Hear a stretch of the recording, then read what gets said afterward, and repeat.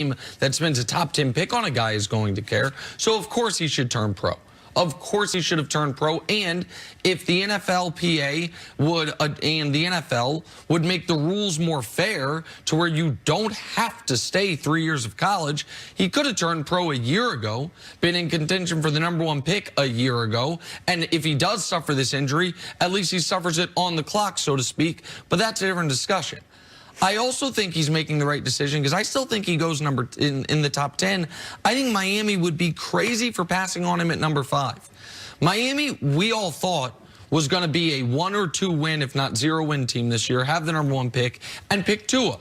And then a number of things happened. Joe Burrow's stock went like this. Tua got dinged, and Miami won a bunch of games down the stretch. They won 5 games in there since November 1st. And so it's like, oh, did they play too well to execute their plan? Well, not if you can draft Tua, have a year where he doesn't have to play. Fitzpatrick and Rosen can compete for that spot. Between the two of them, you have $10 million allocated to the quarterback, and you won't be great again, so you can have another year with a high draft pick while Tua recovers, and then Tua gets going after his essential NFL redshirt season. So if I'm Miami, I take him at number 5, injury risks bedamned, and because of that, I think, of course, Tua made the right call. I 100% agree. He definitely made the right call. When you look at just solely collegiate sport, he doesn't get paid. He runs all the risk. He's the best player in their program. Yep. I'm on the field, and if I get hurt, my future is in jeopardy, which we have now seen. His future could be in jeopardy. Now, is he a top 10 pick? I still believe he's a top 10 pick. He's definitely made the right decision to leave college football, to get in a better situation. Regardless of where he ends up, he's going to be fine. And any team that grabs him is going to be fine as well. This is why you get guys like this and you take a chance, because in today's game, a mobile quarterback that can throw outside the pocket, that is accurate outside the pocket, that has great IQ and can continue to excel and learn and gravitate in the right direction, you got to take a risk on that, regardless all the injuries. So it's not a regardless of all injuries. It's not a bedamned injuries. They're legit injuries. It's not like he has a broken bone that's going to heal. It's a hip injury, which could lead to many more problems along that kinetic chain in the leg. It's the knee. It's the ankle. You're not worried that those injuries, he's been a little injury prone in this last year, could creep up? It's not that I'm not worried. It's that there's only 15 people in the world that can do this at a high level, and he could be one of them. So you take the risk. You have to. He is the most efficient quarterback in the history of college football, and he did it in the SEC. He has an 8-to-1 touchdown-interception ratio in his career and averages 11 yards per pass on 70% completions in the SEC. He came into the national championship game his rookie year at halftime and executed a comeback. Yes. I mean, he checks a, yes, it may be his career never gets off the ground.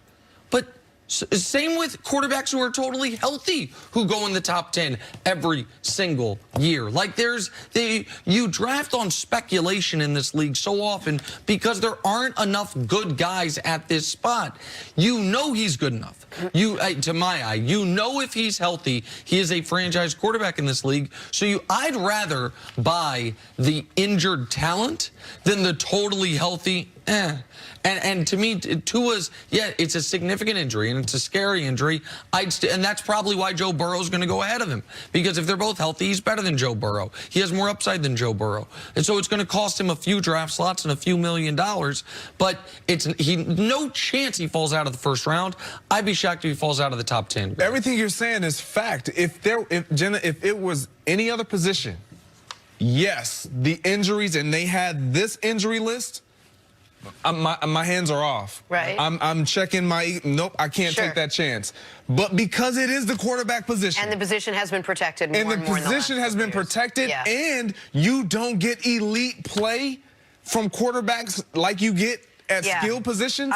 It's just hard to find. Yeah, I don't like playing devil's advocate. I agree with you guys. I was just trying to do it for like 10 seconds, and now I'm back on track. Coming up, let's take a break. Is Tom Brady actually a detriment to the Patriots? That is next on First Things First. Back here at Brian Westbrook, talk about the Dallas Cowboys. So after just one day, Brian, their head coaching search is over.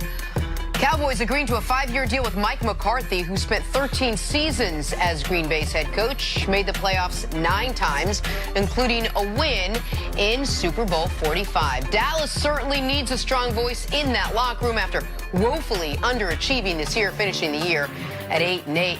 Greg, you played for McCarthy for 7 years. We're going to talk to you in a second, but Brian, let's start with you. Did the Dallas Cowboys get this one right?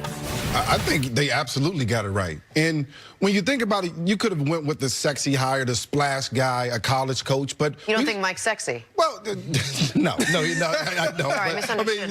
They could have went a different direction. And you listen, this is what happens when college coaches come to the NFL. Steve Spurrier and Chip Kelly. They come into an organization, a situation where they can't control the same way that they control the college locker room. And Chip Kelly goes and gets rid of Deshaun Jackson and LaShawn McCoy, 2 guys in Philadelphia that they've been trying to replace ever since they left. And so you go get in Dallas a safe candidate, a guy that's been around the locker room, that's detail-oriented, that's leadership. He understands all the things, the dynamics of a locker room. And most importantly, he's going to be able to develop Dak. He's going to make Dak a much better quarterback this year than he was the last years. And so that's probably the most important thing. When I look at Mike McCarthy and listen to his story, I understand that he flamed out. He got a little stale in Green Bay. But I also understand for the last year, he's been studying his craft. He's been studying the NFL. He's understanding that these things work for me in Green Bay and these other things did not work. And now I have to get better at those things. He's becoming more analytical. And those are all great things for the Dallas Cowboys. The Dallas Cowboys, they don't need a guy that's going to be the rah-rah guy. They don't need a guy that's going to say, you know, go out there and win it for me. They need a guy that's going to be organized, going to be disciplined, that's going to get them going in the right direction.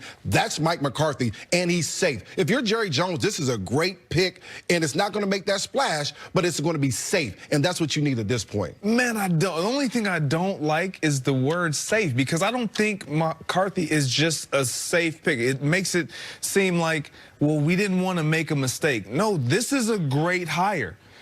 It's not just a safe pick. This is the right hire because of what he's proven with his resume as a head coach in this game, in this league. You mentioned it. The college coaches come in and they deal with a different level of maturity when it comes to men and monetary. That's a huge factor. You got guys who are making arguably more money than you are, and you have to be able to control that environment and make sure you have a voice that they will listen to. McCarthy brings all of those things, let alone his ability to impact your face of your franchise, which is your quarterback. In today's game, what is making the game go? It's the quarterback. And the relationship that the quarterback has with the head coach, a la offensive coordinator, is huge. They will have a phenomenal relationship. Why? Because of all of what we talked about of reasons why Green Bay fired Mike McCarthy. The inability to have that great relationship later on in the career of Aaron Rodgers to continue his career as the head coach in Green Bay. He won't let that happen again. He understands anytime you've been removed from a situation, you reflect and then you go back into it with a greater understanding. But Nick, doesn't the relationship between Mike McCarthy and the Dallas Cowboys have to do with the relationship between Mike McCarthy and Jerry Jones? Won't one determine the other? Well, I think McCarthy takes the job knowing